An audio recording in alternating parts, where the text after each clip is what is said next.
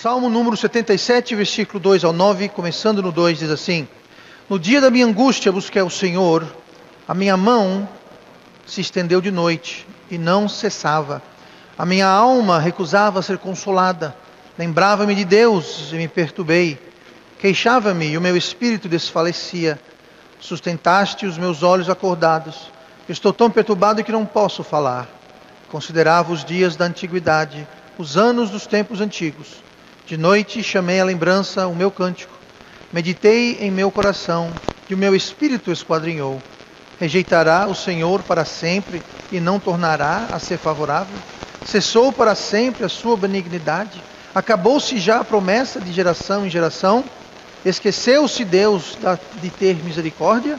Ou encerrou Ele as suas misericórdias na sua ira? E oremos. Pai amado, abençoe a Tua palavra. Eu peço a Deus que o Senhor agora nos ajude a entendê-la. Que o Senhor me dê o Teu poder, o Teu Espírito, para que eu possa pregar com poder, que eu possa ser usado por Ti esta noite. Nos dê ouvidos para ouvir, nós pedimos, em nome de Jesus. Amém. E vamos sentar esta noite. E nós vamos voltar a falar sobre o tema que nós começamos a semana passada, sobre depressão, como superar a depressão. Na semana passada nós vimos que depressão é algo sério, é algo real, não é alguma coisa que a gente deve tratar de modo casual ou sem importância, mas ele precisa ser abordado com seriedade por todos, tantos aqueles que são afligidos, tantos aqueles que estão deprimidos precisam tratar a depressão de forma séria, de forma concentrada, e não ficar, como diz o ditado, empurrando com a barriga e dando tempo ao tempo, e quem sabe isso amanhã passa. Não, você tem que tratar, você tem que abordar com seriedade, mas não só quem está sofrendo, mas também aqueles que buscam ajudar. Você que um dia, talvez não hoje, mas um dia você pode estar numa posição de você ajudar alguém que está com depressão. Então você precisa também abordar esse assunto com seriedade, de forma correta. Na semana passada nós vimos que alguns sintomas da depressão, e é útil a gente saber os sintomas para que a gente possa diagnosticar, não só na gente, mas em outras pessoas também. Não que a gente vai sair por aí, te dar esse conselho, se metendo na vida dos outros, não faça isso, tá? Se o conselho fosse bom, eles vendiam pelo quilo. Então, não é para você ficar também fuçando, se metendo na vida alheia, não é isso. Mas se você tem alguém próximo a você, um amigo, família, um colega talvez, você pode estar numa situação de você poder ajudá-los. E se você puder reconhecer os sintomas, então, é claro, você pode usar a semana passada como ponto de partida. E nós vimos também, não só da importância de reconhecer os sintomas, mas também da importância de tratar a depressão do modo bíblico. Modo bíblico, a gente abordar o problema de depressão de acordo com a palavra de Deus e não de acordo com o mundo e suas filosofias. Então, hoje, a partir do Salmo 77, mais uma vez, nós vamos voltar e, como disse semana passada, nós vamos ver algumas causas da depressão, algumas coisas que trazem, convidam a depressão em nossas vidas. E é importante saber as causas, porque se nós soubermos quais são as causas, e a gente identificar essas causas, e nós erradicarmos essas causas da nossa vida, então nós vamos também ficar distantes nós mesmos da depressão. Né? Isso é muito, muito importante. Tem um ditado em inglês que diz assim: 1 grama de prevenção vale 1 quilo de cura. Muito verdade. 1 grama de prevenção vale 1 quilo de cura. É muito melhor você prevenir o problema do que você se encontrar com o problema e ter que resolvê-lo. O mesmo vale para uma doença. É muito melhor você prevenir do que ficar doente e depois cair no desespero. Geralmente o que acontece é isso. A gente liga muito pouco para a saúde, dá muita pouca atenção, não investe tempo, não investe nada, até o dia que você tem aquele resultado ruim do médico, e você está com uma doença ruim, e não uma doença boa, está com uma doença ruim, aí pronto, aí de repente a saúde vira a coisa mais importante, e você vai gastar muito mais tempo, muito mais dinheiro, muito mais sofrimento, tendo que resolver um problema que, se nós tivéssemos prevenido, evitado, a gente poderia ter evitado tanta dor de cabeça, tanta despesa e tanto sofrimento. Mesma coisa com depressão, é muito melhor a gente evitar a depressão do que ficar deprimido e ter que resolver. Tá? Então, fica aí essa dica. Vamos ver então hoje algumas causas da depressão e a gente pode então saber como evitar ficar deprimido. Olhe comigo no versículo 3 e nós temos aqui a primeira causa que nós vamos ver esta noite. causa da depressão. Versículo 3 fala assim: lembrava-me de Deus e me perturbei. Olha que interessante.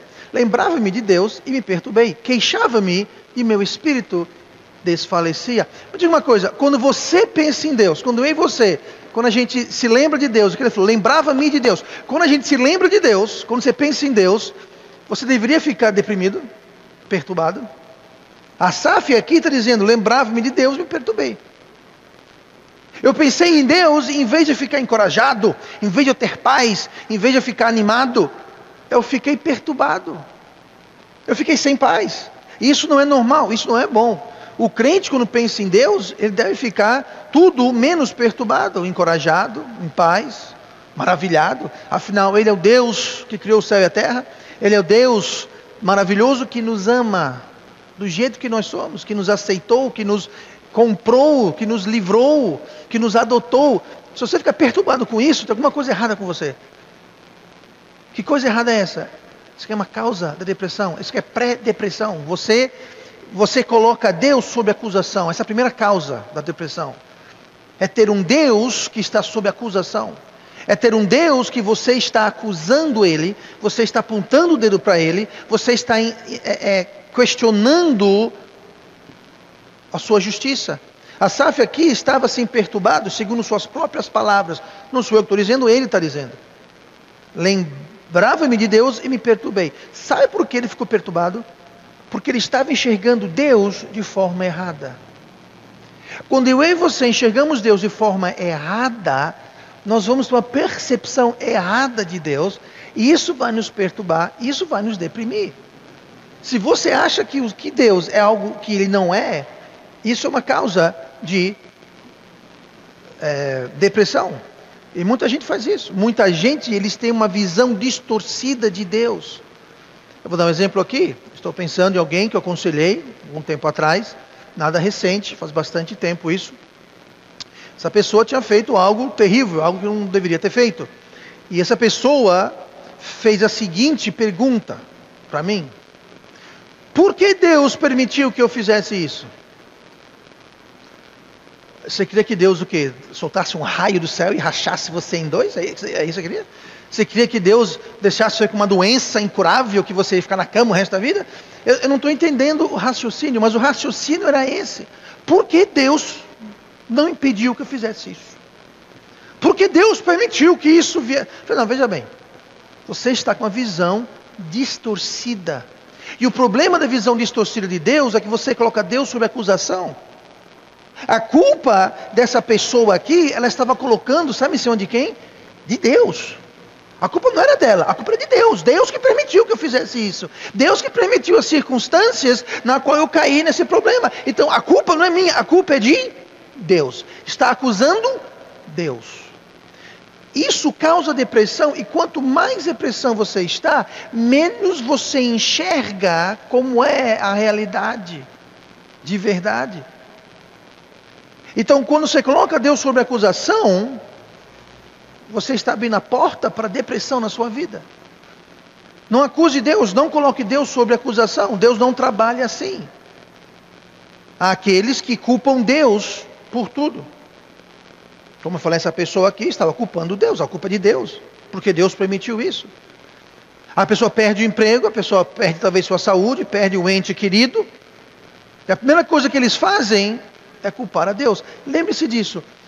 O nosso Deus é incapaz de fazer o mal. Então, quando você e eu começamos a atribuir a Deus o mal que Ele supostamente causou, é um problema. É um problema. Eu lembro, anos atrás, tínhamos uma irmã aqui na igreja, a mãe dela faleceu, e por um motivo ou outro ela não conseguia superar isso. E ela culpava Deus. Que eu saiba, até hoje ela toma remédio, ela ficou literalmente com problema psicológico, mental. Porque ela culpava Deus, ela culpou Deus por ter tirado sua mãe. Lá em Jó, nós temos que lembrar que na vida de Jó, grandes males vieram sobre Jó, ele perdeu tudo que tinha, perdeu seus filhos, perdeu tudo. Agora note ali que não foi Deus que fez aquilo. Jó 1, em versículo 16, fala assim: estando este ainda falando, veio o outro e disse: fogo de Deus caiu do céu e queimou as ovelhas e os servos e os consumiu, e só eu escapei para trazer-te a nova. Esse servo de Jó veio dizendo: caiu fogo de Deus. Ele não sabia disso, mas nós sabemos. Esse fogo foi de Deus? Não. Foi de quem? Foi do diabo. Leia lá Jó capítulo 1. Quem trouxe esse fogo não foi Deus. Mas a percepção do servo e a percepção para quem ouviu, ou seja, Jó, foi que Deus, fogo de Deus, não foi fogo de Deus. Então entenda, tenha muito cuidado. Atribuir a Deus uma coisa que Ele não fez. Deus, Ele é incapaz de mal. Aquela pessoa que falou, porque Deus permitiu isso, a culpa foi de Deus, porque Ele permitiu que essas circunstâncias. A Bíblia fala que Deus a ninguém tenta. Lá no livro de Tiago, capítulo 1. Deus a ninguém tenta. Aquela pessoa estava dizendo que Deus propositalmente criou situação, criou circunstâncias para que ela fosse tentada. A culpa é de Deus. Então essa acusação que se coloca em Deus, esse Deus sob acusação, ele se manifesta de várias formas. A primeira forma, como eu falei, são pessoas que culpam Deus por tudo. Outra forma de se manifestar essa acusação contra Deus é muita gente fica amargurada com Deus. Eles ficam chateados com Deus. Uma certa pessoa, eu não lidei com isso, eu soube desse caso e eu conheço o conselheiro que aconselhou essa pessoa, mas uma certa pessoa perdeu sua mãe. Não foi a mesma que eu acabei de falar agora há pouco, é outra pessoa, de outra igreja, outro país. Ela perdeu sua mãe e também estava com dificuldade de conciliar os fatos. Ela ficou chateada com Deus. Deus, por que você trouxe minha mãe? Deus, por que você fez isso comigo? O conselheiro dessa mulher fez a seguinte ilustração. Ele falou assim: imagine você que todo dia vem alguém na sua casa, bate na sua porta e lhe dá R$100. E sem dar maiores explicações, ele vai embora. No dia seguinte, ele aparece lá, mais R$100. No terceiro dia, você já tem um cafezinho pronto. Fez até um bolinho, convidou para entrar, sente-se, está aqui os R$100. E isso ele faz durante 30 dias seguidos. Aí no 31º dia, ele bate. Só que não na sua porta, ela bate na porta da vizinha. Qual seria a sua reação? Ei, moço, peraí, por que você está dando o meu dinheiro para ela? O meu dinheiro? Você está entendendo? Aquela pessoa não devia nada para você. Você não vendeu nada para aquela pessoa, você não prestou nenhum serviço para aquela pessoa não devia nada para você. Ela estava lhe dando R$100 todos os dias porque ele era doido, sei lá, ele tinha R$100 sobrando e foi na rua, não sei. Isso não aconteceu de verdade, é só uma ilustração, tá, gente? Quer saber que rua que ela mora lá também. Então, entenda, muitas vezes nós achamos que Deus está obrigado a fazer isso ou aquilo por nós. Sabe o que Deus nos deve? Nada. Deus não deve nada a nenhum de nós. Então entenda, o ponto de vista deve ser: Deus permitiu eu ter uma mãe durante 10, 20, 30, 50, 60 anos. Ele não era obrigado. Sabe, tem muita gente que cresce sem mãe, sem pai. Então, você e eu que tivemos o privilégio de ter uma mãe e um pai, a gente não deve reclamar. Eu não estou dizendo que nós devemos não ficar de luto ou entristecidos, claro que não, isso é normal e devemos ficar, seria normal não. Mas o que eu estou dizendo é, se um dia Deus tirar, a gente não deve ficar, ué, cadê Deus? Cadê meus R$100? Ei, vizinha, esse R$100 é meu. Não é seu, nunca foi. Então nós temos que ter cuidado para não ficarmos amargurados com Deus. Porque o princípio é o mesmo. Deus não nos deve nada.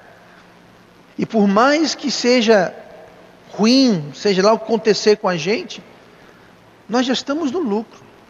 Porque o que nós merecemos, cada um de nós, é morrer e ir para o inferno. Isso aqui eu mereço, é o que você merece, é o que todos nós aqui merecemos. Então tudo que Deus nos dá, estamos no lucro, gente. Estamos no lucro, não devemos ficar aborrecidos, amargurados com Deus, culpando Deus, porque Deus já deu muito mais para a gente do que nós jamais vamos merecer.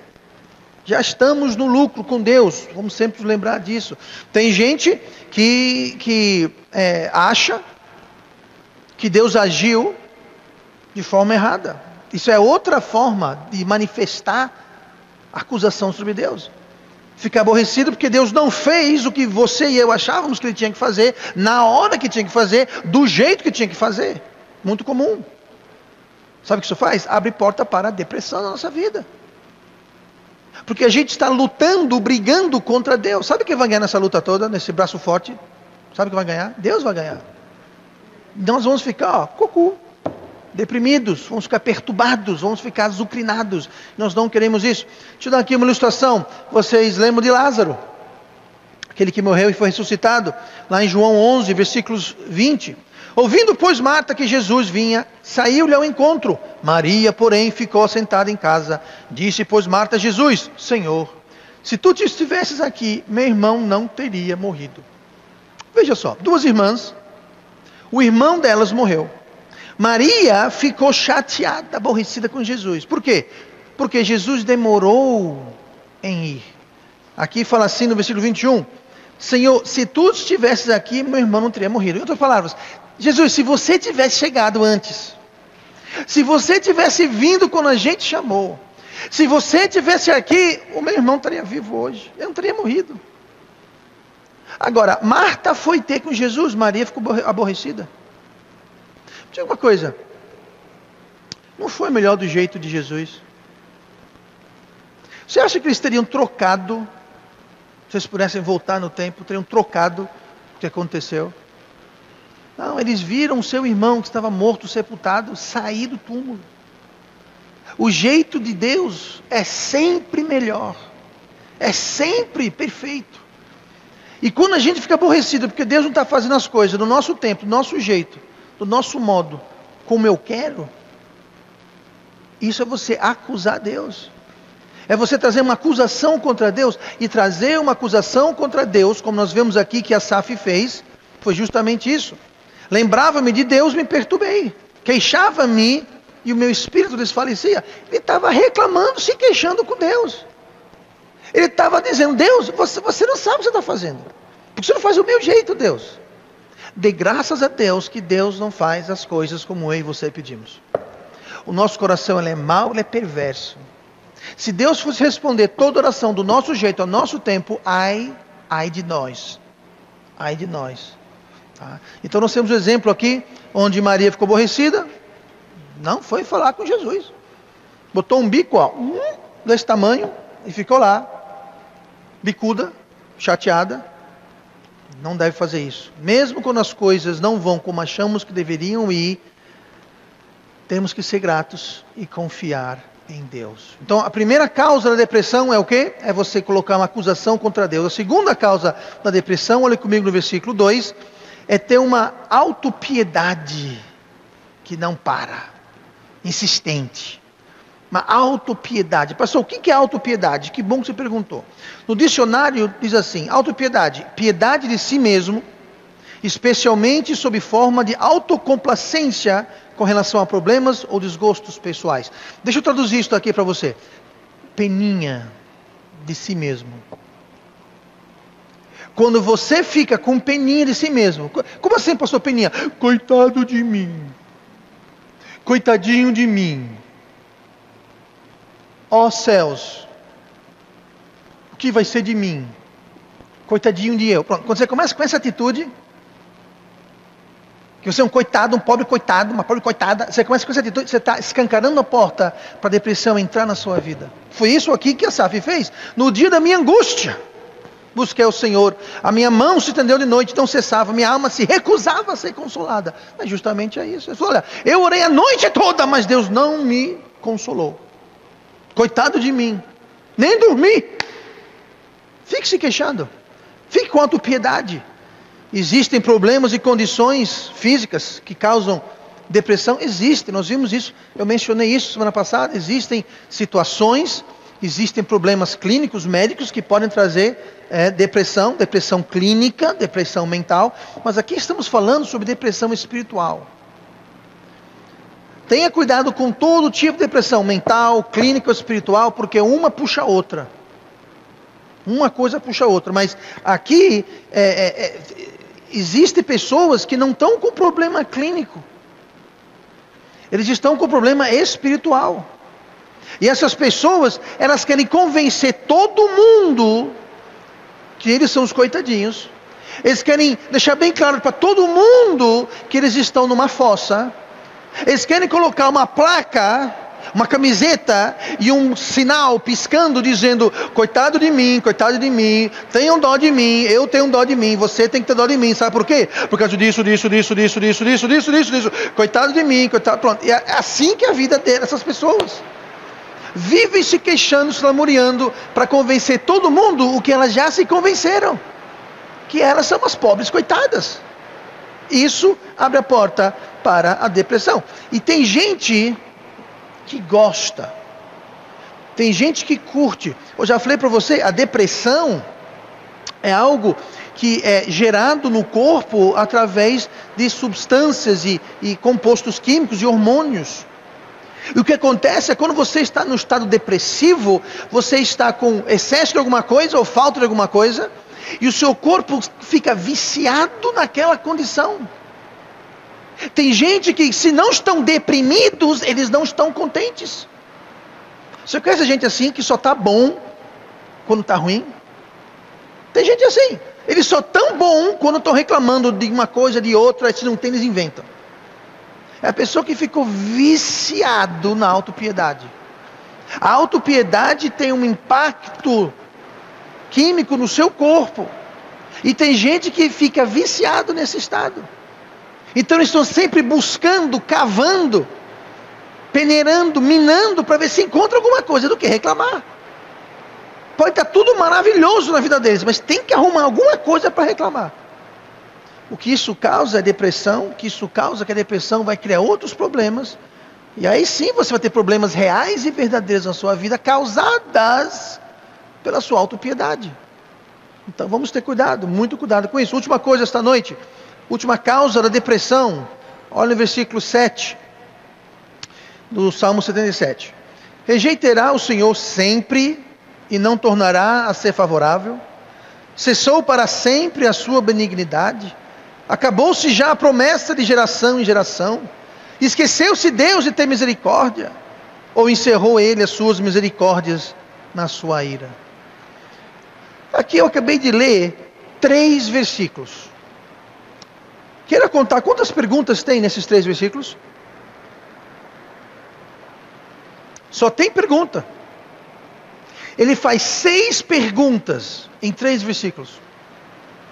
A terceira causa de depressão na vida da gente é um espírito inquisitivo. É um espírito interrogativo.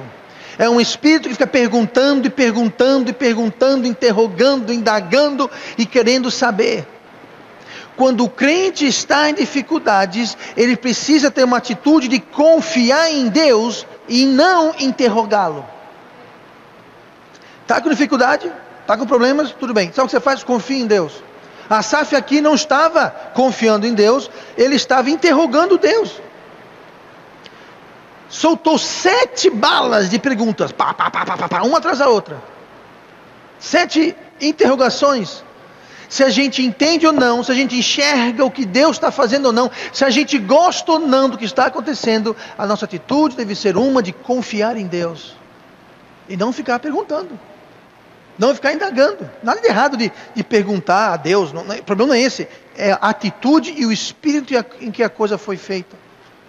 Falando no livro de Jó, lá no final do livro de Jó, entre os capítulos 32 e 37, já no finalzinho do livro de Jó, Jó é acusado por seus amigos de estar se auto-justificando. E ele de fato estava. E do capítulo 32, 33 até o 37, no 38, Deus entra na conversa e Deus começa a falar. Mas até o capítulo 37 de Jó, Eliú, um dos amigos de Jó, o último que fala, ele traz uma acusação contra Jó.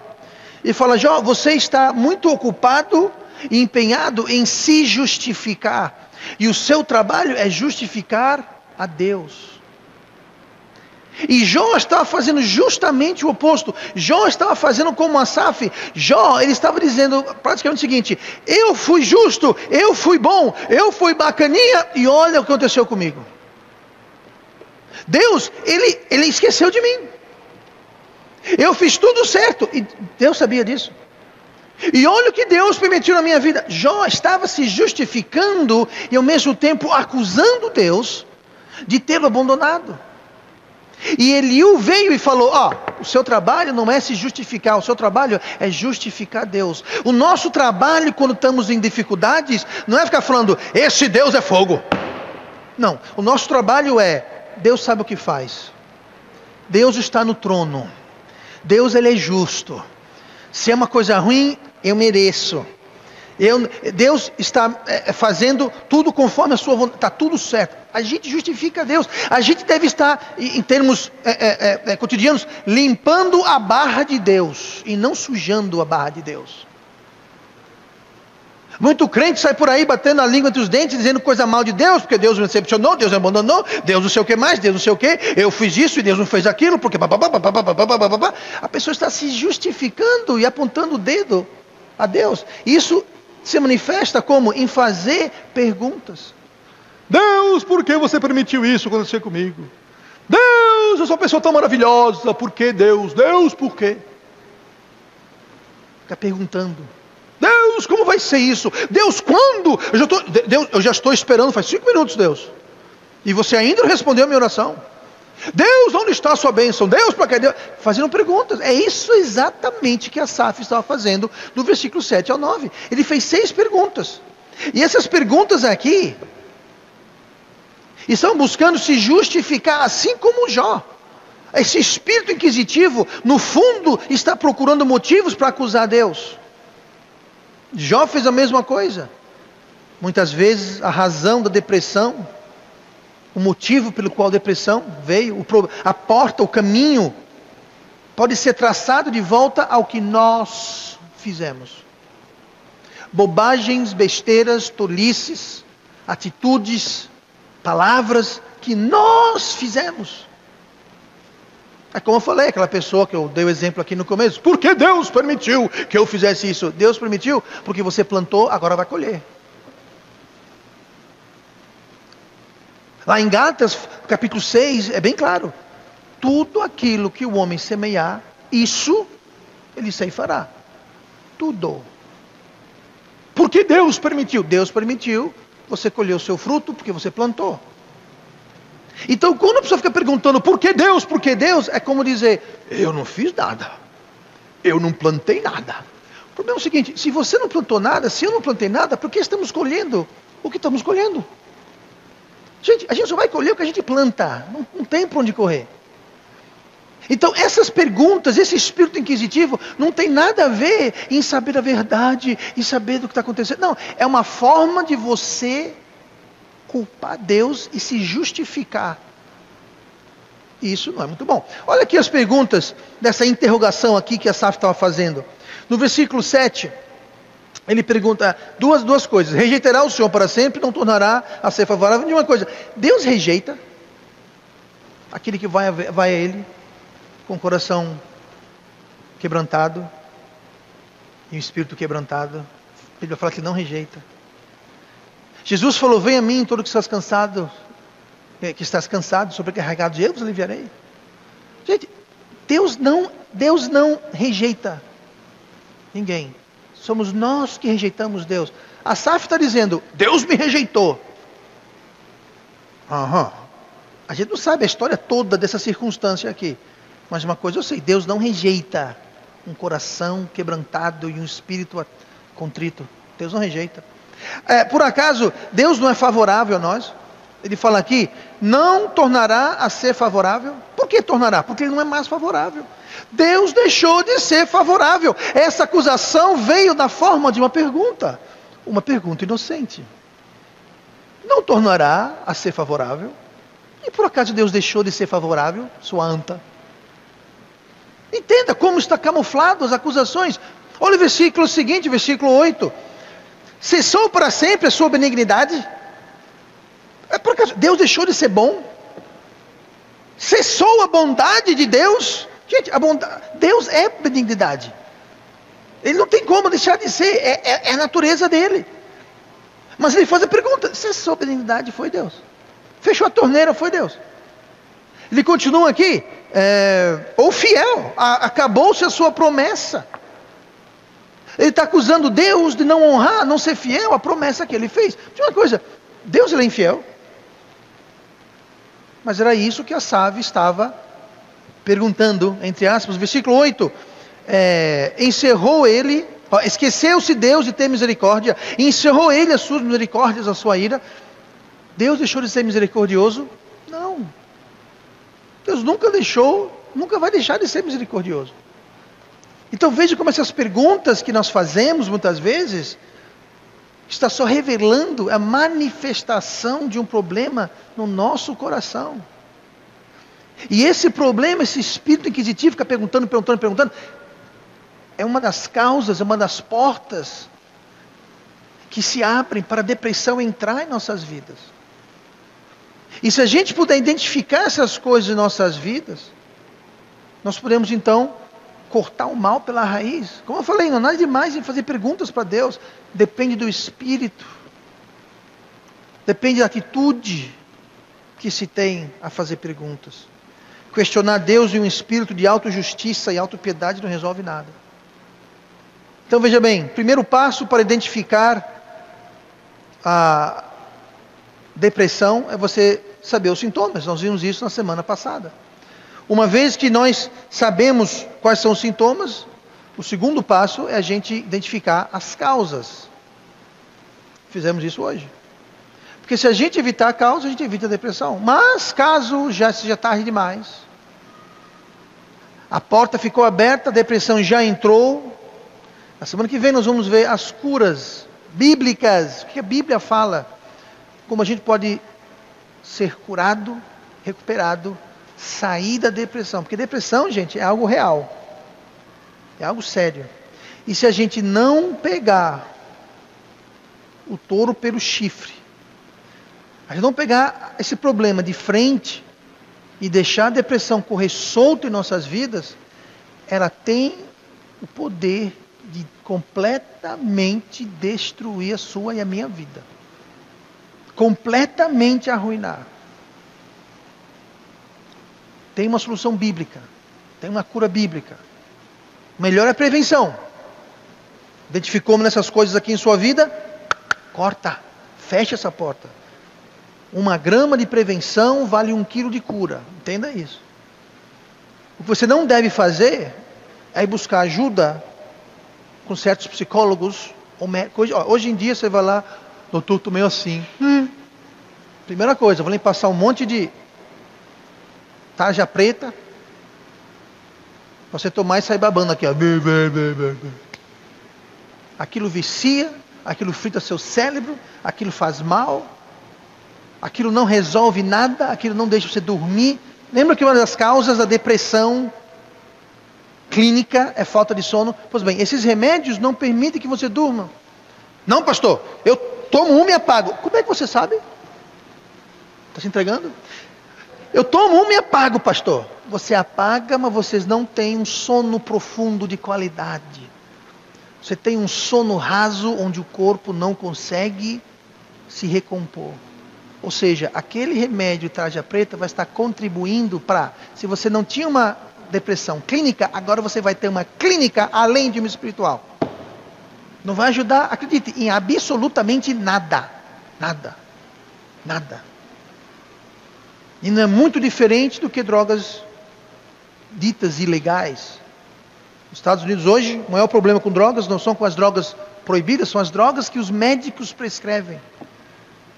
Multidões e multidões viciadas nessas drogas, perfeitamente legais, mas viciam, são destrutivas do mesmo jeito, só que você não compra o traficante na esquina, você compra na farmácia.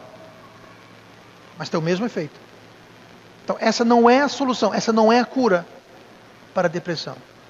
A melhor coisa que a gente faz é se livrar das causas, prevenir. Mas se é tarde demais, então semana que vem vamos ver o que Deus fala sobre como curar a depressão do ponto de vista bíblico. E vamos orar.